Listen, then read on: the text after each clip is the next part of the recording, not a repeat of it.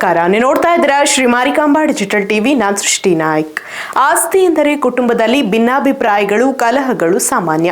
ಆದರೆ ಹಾವೇರಿ ಜಿಲ್ಲೆಯ ಸವಣೂರು ತಾಲೂಕಿನ ಶಿರಬಡಗಿ ಗ್ರಾಮದಲ್ಲಿ ಆಸ್ತಿ ಹಂಚಿಕೆ ವಿಚಾರವೇ ಇದೀಗ ಗಂಭೀರ ಆರೋಪ ಪ್ರತ್ಯಾರೋಪಗಳಿಗೆ ಕಾರಣವಾಗಿದೆ. ಹೆತ್ತ ತಂದೆಯ ಸಾವಿನ ಹಿಂದೆ ಕೊಲೆ ಶಂಕೆ ವ್ಯಕ್ತವಾಗಿದ್ದು, ಸ್ವಂತ ಅಣ್ಣ ಮತ್ತು ತಂಗಿಯರು ಪರಸ್ಪರ ದೂರು ಪ್ರತಿದೂರು ದಾಖಲಿಸಿದ್ದಾರೆ. ಪ್ರಕರಣ ಗಂಭೀರ ಸ್ವರೂಪ ಪಡೆದ ಹಿನ್ನೆಲೆ ಈಗಾಗಲೇ ಸಮಾಧಿ ಮಾಡಲಾಗಿದ್ದ ವೃದ್ಧನ ಮೃತದೇಹವನ್ನು ಹೊರತೆಗೆದು ಮರಣೋತ್ತರ ಪರೀಕ್ಷೆ ನಡೆಸಲಾಗಿದೆ.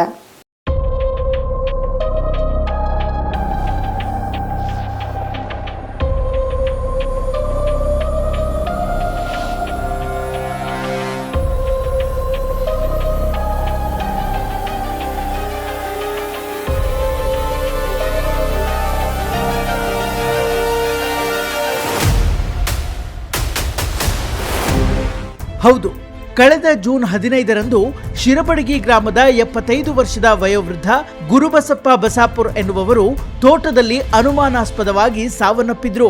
ಇವರಿಗೆ ರವಿ ಅನ್ನೋ ಒಬ್ಬ ಮಗ ಹಾಗೂ ರೇಖಾ, ಸುಜಾತ, ಗಿರಿಜಾ, ಪಾರ್ವತಿ ಅನ್ನೋ 4 ಜನ ಹೆಣ್ಣು ಮಕ್ಕಳಿದ್ದಾರೆ.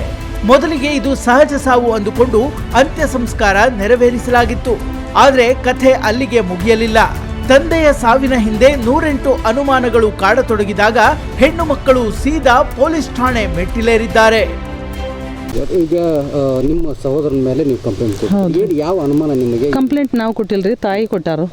ತಾಯಿ ಕೊಟ್ಟಿರೋದು. ನಮ್ಮ ತಂದೆ ಸಾವಿನ ಬಗ್ಗೆ ಸಂಶಯ ಐತಿ, ನನ್ನ ಗಂಡನ ಸಾವಿನ ಬಗ್ಗೆ ಸಂಶಯ ಐತಿ. ಕೊಲೆನೋ ಸಹಜ ಸಾವು ನಮಗೆ ಗೊತ್ತಾಗಬೇಕು. ಯಾಕಂತಂದ್ರೆ ಆಸ್ತಿ ಇದು, ಯಾಕಂದ್ರೆ ಡಿಸ್ಪ್ಯೂಟ್ 2019 ಕೋರ್ಟಲ್ಲಿ ಡಿಸ್ಪ್ಯೂಟ್ ಐತಿ, ಲಿಟಿಗೇಷನ್ ಅದ. ಮತ್ತು ಇವಾಗ 1 ವರ್ಷದೊಳಗೆ ನಮ್ಮಪ್ಪ ಅದು ಸ್ವಯರ್ಜಿತ ಆಸ್ತಿ ಕೋರ್ಟ್ ಯಾವಾಗ ಕೊಡಬೇಕು, ನನ್ನ ಮಕ್ಕಳಿಗೆ ನಾನು ಕೊಡಬೇಕು ಅಂತಂದು ಬಡ ಸಬ್ ರಿಜಿಸ್ಟರ್ ಹೋಗಿ ದಾನಪತ್ರ ಮಾಡಿಬಿಟ್ರು. 19 ಎಕರೆ ಅಪ್ಪನ ಸ್ವಯರ್ಜಿತ. ಅವಾಗಿಂದ ಇವ ಅಪ್ಪನ ಮೇಲೆ ಕಚ್ಚ ಇಟ್ಬಿಟ್ಟಿದ್ದಾನು. ತೋಟಕ್ಕೆ ಬಂದು ನಮ್ಮ ಅಪ್ಪಗ ಆವಾಜ್ ಆಗ್ತಿದ್ದಂತೆ, ಕೊಡುಗೋಲು ತೊಗೊಂಡ್ಬಂದು. ಯಾಕಂದ್ರೆ ತಂಗಿ ಜೊತೆಗೆ ಇದ್ಲಿಲ್ಲೇ. ಅವಾಗ ಈಗ ಒಂದು 15 ದಿನದಿಂದ ಇಲ್ಲಿ ಅವರು ಅಡ್ವೊಕೇಟು, ನಮ್ಮ ಅಡ್ವೊಕೇಟು ರಾಜಿ ಮಾಡಿ ಇದನ್ನು ಮುಗಿಸ್ಬೇಕು ಅಂತ ಹೇಳಿ, ಇಲ್ಲಪ್ಪ ನಿಮ್ಮ ಅಪ್ಪನ ಸ್ವಯರ್ಜಿತ ಹೆಣ್ಮಕ್ಳಿಗೆ ಮಾಡಿದಾರು, ನೀವು ಸುಪ್ರೀಂ ಕೋರ್ಟ್ಗೆ ಹೋದ್ರು ಇದು ನೀನು ಗೆಲ್ಲಕ್ಕಾಗಲ್ಲ. ನಿಮ್ಮ ಅಜ್ಜನ ಆಸ್ತಿ ಒಳಗೆ 5-6 ಎಕರೆ ಒಳಗೆ ನೀನು ಫೈಟ್ ಮಾಡಬೇಕು. ಅದಕ್ಕೆ ಹೆಣ್ಮಕ್ಳಿಗೆಲ್ಲ ಹೇಳಿ ಕನ್ವಿನ್ಸ್ ಮಾಡಿ ನಿನಗೆ 6 ಎಕರೆ ಕೊಡಿಸ್ತಾನೆ ಅಂತ ಹೇಳಿ ಕಳಿಸಿದ್ರಂತೆ. ಅದಕ್ಕೆ ಇಲ್ಲ, ನಾನು 3 ದಿನ ಟೈಮ್ ಕೊಡ್ರಿ, ನಾನು ವಿಚಾರ ಮಾಡಿ ಬಂದು ಹೇಳ್ತಾನೆ ಅಂತಂದು ಆ 3 ದಿನದೊಳಗೆ ಇಲ್ಲಿ ನಮ್ಮಪ್ಪಗೆ ಈ ರೀತಿ ಆಗೈತ್ರಿ. ಈ ಘಟನೆ ನಡೆಯೋಕ್ಕಿಂತ ಮೊದಲು ನಿಮ್ಮ ತಮ್ಮನ ಅಣ್ಣ ರೀ. ನಿಮ್ಮ ಜೊತೆ ಯಾರ ಜೊತೆಗೆ ಚೆನ್ನಾಗಿಲ್ರಿ, ಏನಿಲ್ರಿ, ಇಲ್ಲ ಯಾರ ಜೊತೆಗೆ ಚೆನ್ನಾಗಿಲ್ರಿ. ಎಷ್ಟು ದಿನಗಳಿಂದ ಮಾತಿರ್ಲಿಲ್ಲ ನಿಮಗೆ? 10-11 ವರ್ಷ ರೀ. ಮಾತೇ ಇರಲಿಲ್ಲ. ಇಲ್ಲಿ ಗಲಾಟೆಗಳು ನಿಮ್ಮ ತಾಯಿಯವರೆಲ್ಲ ಹೇಳ್ತಾ ಇದ್ರಲ್ಲ, ನಿಮಗೆ ಹೇಳ್ತಿದ್ರ ಏನು ಗಲಾಟೆ? ನಮ್ಮ ತಂಗಿ ಹೇಳ್ತಿಲ್ರಿ, ನಮ್ಮ ಅಮ್ಮಗೆ ಸ್ವಲ್ಪ ಕಿವಿ ಕೇಳಲ್ಲ, ನಮ್ಮ ತಂಗಿ ಹೇಳ್ತಿಲ್ರಿ. ಎಲ್ಲ ಮೊದಲೆಲ್ಲ ಗಲಾಟೆಗಳು ಆಗ್ತಾ ಇದ್ವಾ? ಗಲಾಟೆ ಹಂಗೇನಿಲ್ರಿ. ನನ್ನ ಜೊತೆಗೆ ನನಗೆ ನನ್ನ ಮಗಳಿಗೆ FIR ಹಾಕಿದ್ರು, ಹೊಡೆದಾರ ಅಂತಂದು. ಒಟ್ಟಾರೆ ಇದೆಲ್ಲ ಆಗಿರೋ ಘಟನೆ ಆಸ್ತಿಗೆ? ಹೌದು, ಪ್ರಾಪರ್ಟಿನ ರೀ, ಪ್ರಾಪರ್ಟಿ. ನನ್ನ ಹೆಸರು ಗಿರಿಜಾ. 2 ತಂಗಿಯರಿಗೆ, ನನಗದ ನನ್ನ ತಂಗಿಗೆ ಯಜಮಾನ್ರಿಲ್ಲ. ನಮ್ಮಪ್ಪ ನಮ್ಮಿಬ್ಬರಿಗೆ ಆಸ್ತಿ ಕೊಡ್ತಾನೆ, ಅವ್ರಿಗೆ ಗಂಡ ಇಲ್ಲ ಅಂದಿದ್ದಕ್ಕೆ ಅವ್ರಿಗೆ ಯಾಕೆ ಕೊಡ್ಬೇಕು ನೀನು? ಊರಾಗೆಲ್ಲ ಜನರಿಗೆ ಕೊಟ್ಟಾರನ ಆಸ್ತಿನ, ಜನರೆಲ್ಲ ಅವ್ನು ಬೆಂಬಲ ರೀ. ಊರ ದೈವನೆಲ್ಲ ಕಟ್ಕೊಂಡು ಹೋರಾಡ್ತಾ ಇದ್ದಾನೆ ಈಗ. ಈ ಕಾರ್ಯಕ್ಕೆಲ್ಲ ಬಂದಿದ್ರ? ಯಾವುದಕ್ಕೂ ಬಂದಿಲ್ಲ ಸರ್. ನಮ್ಮ ತಾಯಿ ತವ್ರ ಮನೆಯವ್ರ ಅವ್ರ ಸಪೋರ್ಟ್ ಭಾಳ ಆಗೈತೆ ಅವನಿಗೆ. ನಿಮ್ಮಪ್ಪ ಅವನು ಹೊಡೆದು ಕೊಲ್ಲು ಅಂತ ಕಲಿಸ್ತಿದ್ದಾರೆ ಅವರು. ಅವ್ನ ಸಪೋರ್ಟಿಂದ ಇವರೆಲ್ಲ ಮಾಡ್ತಿದ್ದಾರೆ ಊರ ಜನ. ಆಸ್ತಿ ಹೆಣ್ಮಕ್ಳಿಗೆ ಮಾಡ್ಯಾನ ಅಂದ್ರೆ ಎಲ್ಲರಿಗೆ ತ್ರಾಸರಿದೆ. ಹೆಣ್ಮಕ್ಳಿಗೆ ಕೊಟ್ಟಾರ ಅಂದ್ಕೊಡ್ಲೆ, ಅದಕ್ಕೆ ನೀನು ಯಾಕೆ ಹೆಣ್ಮಕ್ಳಿಗೆ ಕೊಟ್ಟಿ? ನಮ್ಗೆ ಆಸ್ತಿ ರೀ 26-27 ಎಕರೆ ಅದ ರೀ. Thank you. ಎಸ್, ಈ ಇಡೀ ಜಗಳಕ್ಕೆ ಅಸಲಿ ಕಾರಣ 27 ಎಕರೆ ಜಮೀನು. ಮೃತ ಗುರುಬಸಪ್ಪ ಇತ್ತೀಚೆಗಷ್ಟೇ ತಮ್ಮ ಹೆಣ್ಣು ಮಕ್ಕಳಿಗೆ ಆಸ್ತಿ ಹಂಚಿಕೆ ಮಾಡಿದ್ರು. ಈ ನಿರ್ಧಾರದಿಂದ ಸಿಟ್ಟಾಗಿದ್ದ ಹಿರಿಯ ಮಗ ರವಿ ಕೋರ್ಟ್ ಮೆಟ್ಟಿಲೇರಿದ್ದ. ತಂಗಿಯರಿಗೆ ಆಸ್ತಿ ಕೊಟ್ಟಿದ್ದಕ್ಕೆ ಮನನೊಂದಿದ್ದ ಅಣ್ಣ ರವಿಯೇ ತಂದೆಯನ್ನ ತೋಟದಲ್ಲಿ ಕೊಲೆ ಮಾಡಿದ್ದಾನೆ ಅಂತ ತಂಗಿಯರು ಸವಣೂರು ಪೊಲೀಸ್ ಠಾಣೆಯಲ್ಲಿ ದೂರು ನೀಡಿದ್ದಾರೆ. ಇತ್ತ ಅಣ್ಣ ರವಿ ಕೂಡ ಸುಮ್ಮನೆ ಕೂತಿಲ್ಲ. ಆಸ್ತಿಗಾಗಿ ತಂಗಿಯರೇ ತಂದೆಯನ್ನ ಕೊಂದು ಈಗ ನನ್ನ ಮೇಲೆ ಗೂಬೆ ಕೂರಿಸಿದ್ದಾರೆ ಅಂತ ಪ್ರತಿದೂರು ದಾಖಲಿಸಿದ್ದಾನೆ. ಅಣ್ಣ ತಂಗಿಯರ ಈ ಪರಸ್ಪರ ಕೊಲೆ ಆರೋಪದ ಬೆನ್ನಲ್ಲೇ ಎಚ್ಚೆತ್ತ ಪೊಲೀಸರು ತಹಶೀಲ್ದಾರ್ ಸಮ್ಮುಖದಲ್ಲಿ ಕಳೆದ ಬುಧವಾರ ಹೂತಿದ್ದ ಗುರುಬಸಪ್ಪನ ಶವವನ್ನ ಹೊರತೆಗೆದಿದ್ದಾರೆ.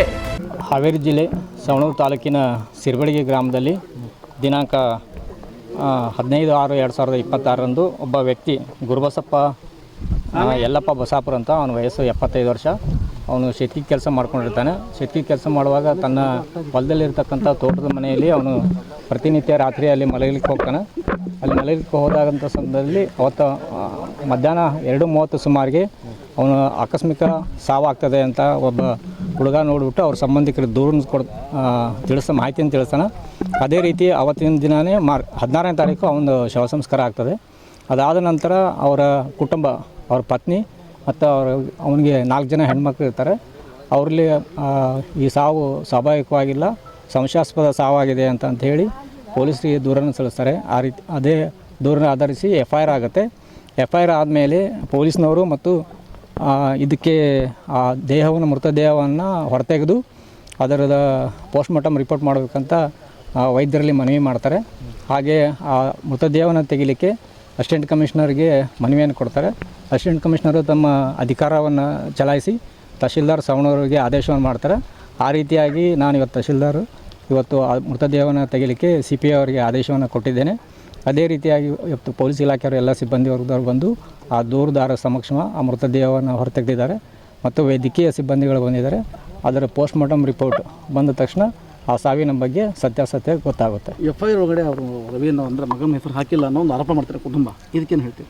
FIR ಅಲ್ಲಿ ದೂರು ಅರ್ಜಿಯಲ್ಲಿ ನಾನು ನೋಡಿದ್ದೀನಿ. ದೂರು ಅರ್ಜಿಯಲ್ಲಿ ಅವ್ರ ಮಗ ರವಿ ಅಂತ ಹೆಸರಿದೆ, ರವಿ ಗುರುಬಸಪ್ಪ ಬಸಾಪುರ ಅಂತ ಹೆಸರಿದೆ. ಅವ್ರ ಮೇಲೆ ನಮ್ಗೆ ಸಂಶಯಾಸ್ಪದ ಇದೆ ಅಂತ ದೂರನ್ನು ಸಲ್ಲಿಸಿದ್ದಾರೆ. ಸೊ ಅದೇ ಅರ್ಜಿಯನ್ನೇ ಆಧಾರವಾಗಿ ಇಟ್ಟುಕೊಂಡೇ FIR ಮಾಡಿದ್ದಾರೆ. ಸೊ ಹೀಗಾಗಿ ಕೌಂಟರ್ ಆಗಿರೋ ಬಗ್ಗೆ ನನಗೆ ಮಾಹಿತಿ ಇಲ್ಲ. ಸೊ ಅದು ಸತ್ಯಾಸತ್ಯ ಗೊತ್ತಾದ ಮೇಲೆ ಆ ರವಿ ಮೇಲೆ ಕ್ರಮ ಕೈಗೊಳ್ತಾರೆ. ಮರಣೋತ್ತರ ಪರೀಕ್ಷೆಗಾಗಿ ದೇಹದ ಪ್ರಮುಖ ಭಾಗಗಳನ್ನು ವಿಜ್ಞಾನ ಪ್ರಯೋಗಾಲಯಕ್ಕೆ ಕಳುಹಿಸಿಕೊಡಲಾಗಿದೆ.